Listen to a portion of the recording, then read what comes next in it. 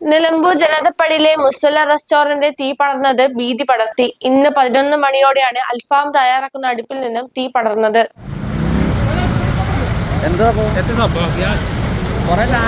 പൊടി മാറി ആ വെള്ളമൊക്കെ പറഞ്ഞ്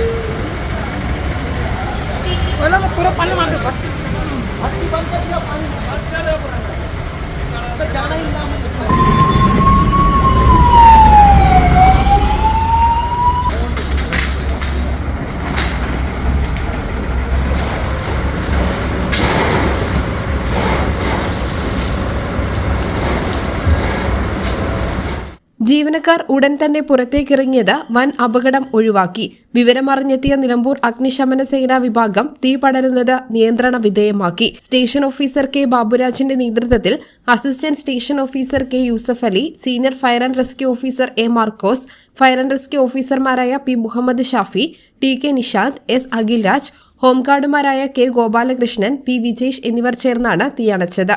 ന്യൂസ് ബ്യൂറോ, നിലമ്പൂർ.